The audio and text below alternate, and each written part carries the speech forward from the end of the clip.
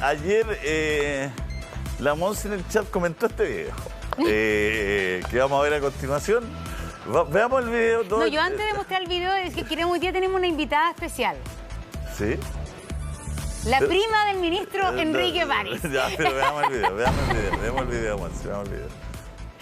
Así como hay influencers negativos, y yo los nombré hace un rato atrás, también hay influencers positivos. Y hay otros influencers positivos que no salen a la luz pública, pero que generalmente hacen pequeñas campañas o me llaman por teléfono y nos apoyan. Quiero nombrar a Eli de Caso, famosa en el pasado por sus programas. Quiero nombrar a Gloria Stanley, gran periodista. Quiero nombrar a María Inés Sáez, también gran periodista. Y me permito también nombrar a una prima, Pioli Gerding, que siempre me apoya, y a María Isabel Pérez, enfermera de la Católica, que siempre nos apoya.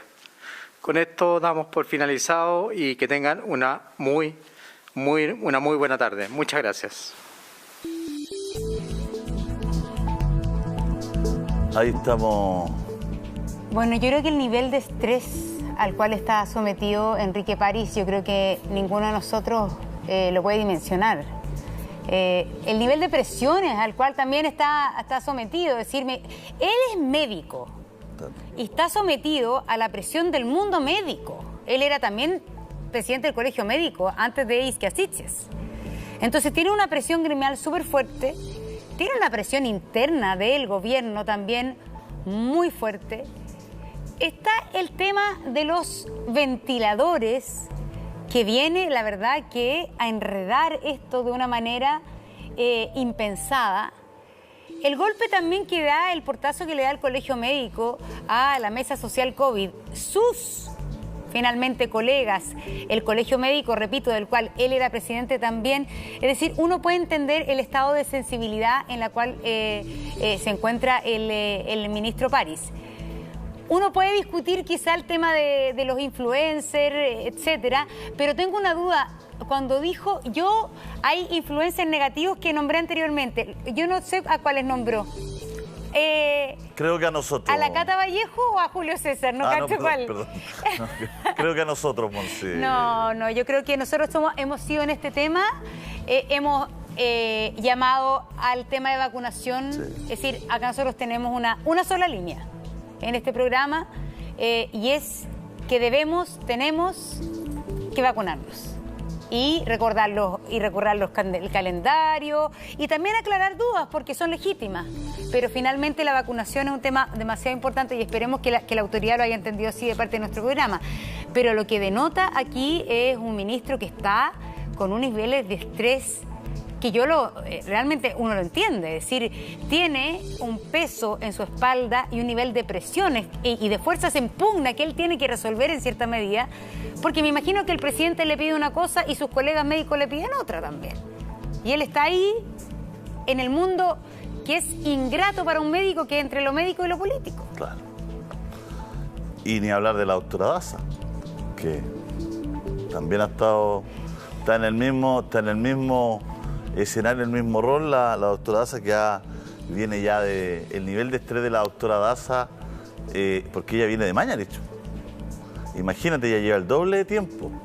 Un saludo para la doctora Daza también, y vamos a verle la imagen de nuevo para que usted vea desde el inicio, para entender el tema de los influencers y para entender un poquito a qué se refería con el tema de la vacunación. Escuche. Atenta, Cata Vallejo. Desgraciadamente, la gente que llama a no vacunarse produce daño, ya que, como ustedes han visto, la mayoría de los pacientes que en este momento están hospitalizados en las unidades de cuidados intensivos son pacientes que no tienen la vacuna.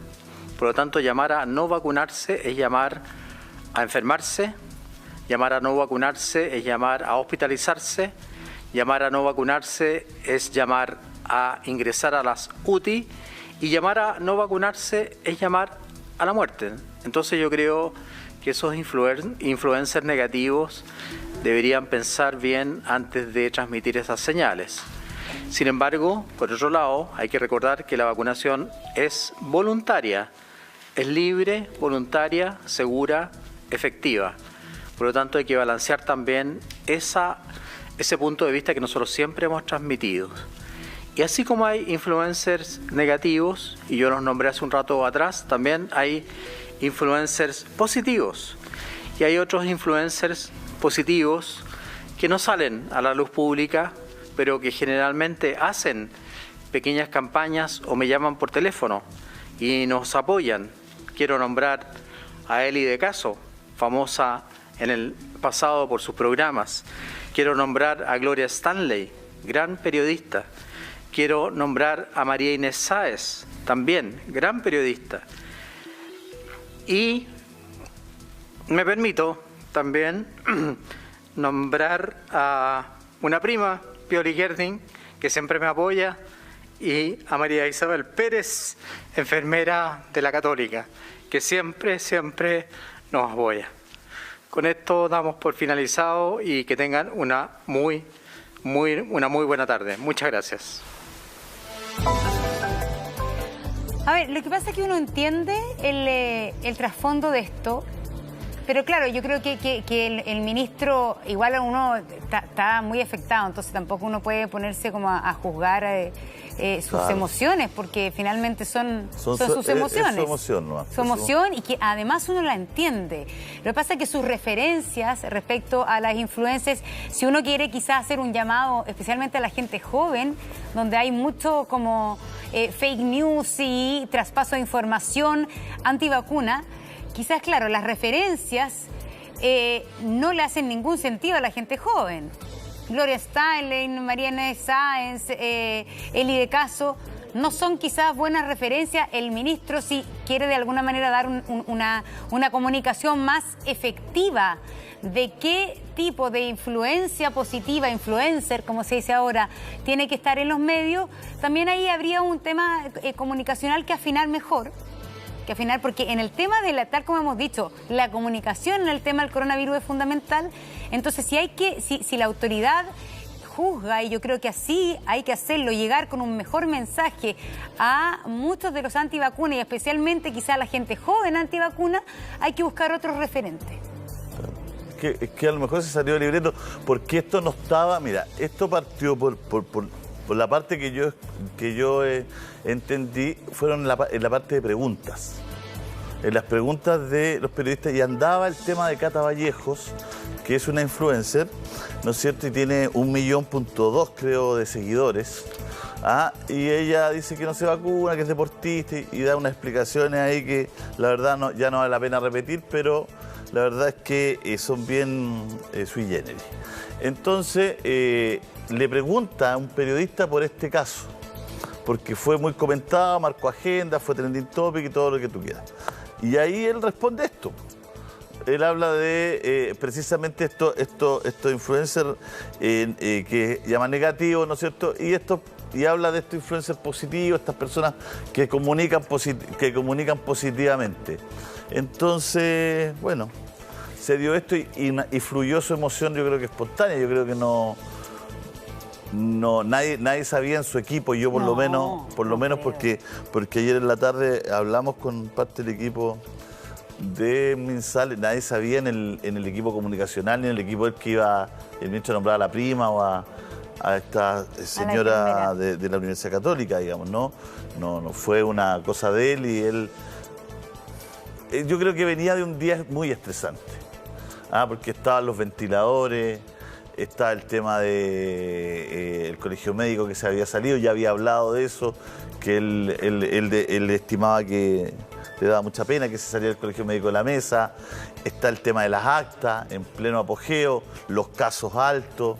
Entonces el nivel de estrés, como decías tú, Gonce, es complejo ser ministro de Salud. Es complejo ser ministro de Salud siempre. Imagínate en esto. Y aquí el tema que yo creo que es complejo ser ministro de Salud siendo médico. Claro. Porque han habido ministros de salud que no son médicos. Pero siendo médico, él de alguna manera, me imagino que muchas veces tiene que escindir porque este es un cargo político que tiene que administrar muchas presiones, como yo decía. Y quizás si él estuviese en la otra trinchera, quizás si él estuviese solamente en la trinchera de lo sanitario, lo médico, en el propio colegio médico como fue dirigente, quizás tendría una posición distinta. Es muy difícil para los ministros porque muchas veces tienen que dejar de lado sus propias convicciones porque el ministro tiene que ser disciplinado y él lo ha dicho muchas veces, el que decide finalmente es el presidente de la República. Uno no sabe en esas reuniones en que se deciden las cosas los lunes y los jueves cuánta discusión hay entre el ministro París y el presidente de la República. Pero el que decide es el presidente. Y un ministro cuando asume sabe, un ministro también sabe que a la primera disidencia, discordia o desacuerdo con el presidente de la República o presidente de la República no puede renunciar. Pero es parte de su cargo esta discusión. Es que nunca vamos a saber si hubo discusión, discordia, disidencia, porque no hay acta. Bueno, pero esas no son lo de la mesa COVID. Entonces, como no se sabe, no se va a saber. Lo que pasa es que yo creo que siempre el liderazgo del ministro ha sido bien emotivo. Desde la primera vez, ¿te acuerdas que antes le gustaba decir frases también? Citar escritores. Citaba escritores, poetas. O cerraba con alguna frasecita, o trataba de tener un liderazgo un poco distinto al de Mañalich, que era un liderazgo mucho más duro, un poquito más desde el orgullo, ¿no es cierto? Un poquito más, voy a usar la palabra prepotente, pero quizás no es el horario. 8:51, un poquito más altanero. Más frontal. Un poquito más altanero, como decía mi abuelita Ruth, ya que estamos con los influencers del ministro, como decía mi abuelita Ruth, un poco más altanero. En cambio, el ministro como que llegó a cambiarle un poco la mano a esa relación, ¿no? Un poco más inclusivo, un poco más amistoso, un poco más amigable, un poco más emotivo, más humanista, si se quiere. Y bueno, estamos en esto, el ministro, sí, entonces se emocionó para agradecerle a esta prima, digamos, y a estos influencers, pero la verdad es que la situación está dura, está difícil, ¿ah? No, está difícil porque está súper cuestionado por algunos sectores el tema del pase movilidad, porque los casos han subido. El tema de los ventiladores es muy complejo. Ayer, de alguna manera, también en esta misma conferencia, el ministro París le dio un espaldarazo de apoyo a la CPC y le agradeció en específico a Juan Sutil. Pero Juan Sutil durante la tarde le pegó un palo súper fuerte al Estado. Juan Sutil dijo que de alguna manera esto demostraba, si tenemos la frase exacta, porque no quiero cambiar ninguna palabra, lo voy a buscar, pero él dice que esto es una demostración muchas veces de los problemas de administración que hay en el Estado y que si esto hubiese sido administrado por un privado quizás no hubiese pasado. Claro, porque ellos donan estos 515 ventiladores, hay 32 operativos. Y Sutil se pregunta, ayer como eso de las 5:20 hizo un punto de prensa en la CPC y él dice precisamente que no entiende cómo no se logran administrar bien estos ventiladores. ¿Cómo no va a haber alguien, ¿no es cierto?, que pueda coordinar y generar y darle un buen uso? Porque él dice estos ventiladores se usan en el mundo, estos ventiladores, ¿no es cierto?, tienen manual, estos ventiladores no son unos ventiladores que estén descontinuados, entonces siguen vendiendo, entonces ¿cómo en todos lados se ocupan y acá no se pueden ocupar? Y ahí él se hace la pregunta, dice, ¿cómo no va a haber? Él utiliza la palabra mínimo, ¿cómo no va a haber un mínimo de ¿no es cierto?, coordinación para que estos ventiladores funcionen? De hecho, la compra de la CPC es a consejo de la Autoridad de Salud. Y ahí el que tiene que contarnos qué pasó es Arturo Zúñiga. Que es constituyente, ¿o no? Creo que quedó. ¿Salió elegido o no salió elegido? Con el rebalse, sí. Sí, ¿verdad? Pues salió elegido, sí. Sí, pero respecto al tema de los ventiladores, Arturo Zúñiga no ha querido hablar. No ha querido hablar tampoco con prensa. Él era el subsecretario de redes asistenciales, ¿no es cierto? Claro. Es el que implementó Espacio Riesgo, el que supuestamente coordinó la venta de ventiladores, la compra de ventiladores.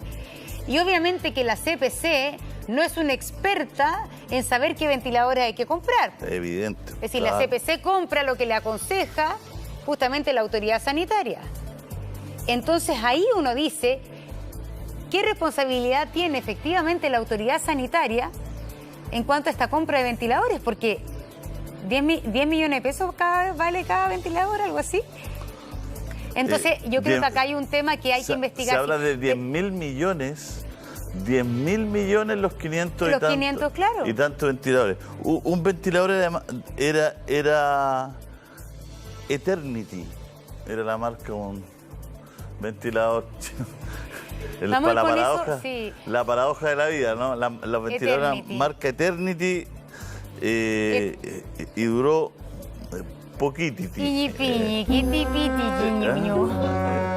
O están eternamente en un subterráneo abandonado. Ahora Mañalich ayer dijo unas palabras bien particulares. Dijo, no se mofen de estos ventiladores. Como que sabía que podíamos decir nosotros un chiste, porque nosotros somos así. Pues. Dijo, porque son ventiladores de reserva, dijo. Utilizó, ¿viste que le gusta acuñar frases buenas a Mañalich? Tiene la frase golpe, tiene el high. Y dijo, son ventiladores de reserva. Y muchos de ellos ya se han ocupado. Son ventiladores de reserva. Eso es lo que dijo Mañalich ayer. Pero acá hay una cosa bien notable. En Chile, cuando empezó la pandemia, habían 800 ventiladores en nuestro país. Y hoy día hay 300% más. Se triplicó la capacidad de ventiladores sin estos ventiladores comprados por la CPC. Solo hay 35 que aportan a este fondo de ventiladores que triplicó su cantidad. Entonces también la capacidad que hubo del propio sistema público y privado en conjunto de generar una mayor capacidad hospitalaria. Acuérdense que se adaptaron muchos equipos de anestesia para ventilación. Finalmente el sistema logró responder muy bien a pesar de que estos ventiladores no se ocuparon. Cuando a uno le decían que se iban habilitando nuevos ventiladores, todos pensamos que eran los ventiladores que había gestionado y donado la CPC, pero al parecer no. Al parecer en un comienzo se habilitaron, pero luego fueron retirados rápidamente y solo sobreviven en el sistema 35 ventiladores de aquellos. ¿Podemos poner? Yo no sé si Mañalich es un mago de las comunicaciones. Es bueno Mañalich, es bueno. Porque él te da vuelta a todo, porque el informe del diario La Tercera, el artículo del diario La Tercera del informe que hacen una vez más los expertos y seguramente un abogado. Los expertos dicen que sirven 32, que los otros no, y las recomendaciones que se utilicen en el ámbito académico. Eso dice el artículo de La Tercera de los expertos que analizaron estos ventiladores. Pero Mañalich le cambia el concepto a un ventilador que no sirve, un ventilador que está botado, Monse, y mete un nuevo concepto que es el ventilador de reserva. Y oye, y a mí me dejó mal porque el hombre me convence, porque yo parto en la mañana con que hoy no sirven para nada los ventiladores, mira, están botados ahí, los que sirven 32, porque además son 32 de 515, si no hay ninguna lógica en la cifra, ¿me entiendes? Hoy día... Si uno despierta en Chile y dice, ¿qué es lo que pasa? Entonces dice, ya, no hay ninguno que... ¿Cómo de 515 solo 32 vamos a estar ocupando una emergencia sanitaria? Bueno, los especialistas dicen, no sirven, tienen miles de detalles, de cuestiones... hablan incluso de que no hay servicio técnico para ellos, algunos... Bueno, la cosa es que después habla Mañalich y dice, no se rían de estos ventiladores, que para todo el mundo en ese momento estaban malos, o sea, eran pencas, no se ríen, dice, son ventiladores de reserva. Oye, y el hombre me deja preocupado, dice, oye, capaz que esos sean los ventiladores malos, que nos estamos un poco más riendo y que los ventiladores no sirven, y sean los ventiladores que salven a Chile, que salven a mucha gente. Entonces, no, pero me decía, Julio, eso es una... que a mí Mañalich me deja con la duda. Pero es una trampita comunicacional. ¿Tú crees, Monse? A nosotros... No me lo esperaría de Mañalich. Es una trampa comunicacional, porque a ninguno de nosotros, ni periodistas ni chilenos, cuando se hizo esa parafernalia donde llegaban los ventiladores en el aeropuerto, finalmente, cubiertos con una bandera de Chile, y toda la prensa fue citada a la llegada de los ventiladores, nunca nos dijeron que eran ventiladores de reserva. Es decir, esos ventiladores venían a la urgencia. esos ventiladores venían justamente a suplir y a inyectarse de inmediato en el sistema porque se iban a necesitar. Entonces, claro, puede ser que en algún minuto esos ventiladores, más de 400 ventiladores que están ahí en ese subterráneo abandonado, puedan arreglarse, habilitarse, etcétera. Pero esos ventiladores no se adquirieron como ventiladores de reserva y lo dice el mismo Juan Sutil diciendo que acá se demuestra que el Estado no es buen administrador, porque él tampoco entendió como CPC que eran de reserva. Claro, pero a lo mejor podemos parar podemos parar una noción de esto de que Chile es tan bacán que tiene ventiladores en uso de emergencia y tenemos además más de 450 ventiladores de reserva. Porque es que sabes tú que no nos olvidemos del contexto, Monse, porque esto fue un show de aquello, ¿ah? Es porque la historia de la pandemia es la historia del show. Si tú podías hacer la historia del show político, el marketing político en su esencia, ojalá los profesores universitarios lo agarren.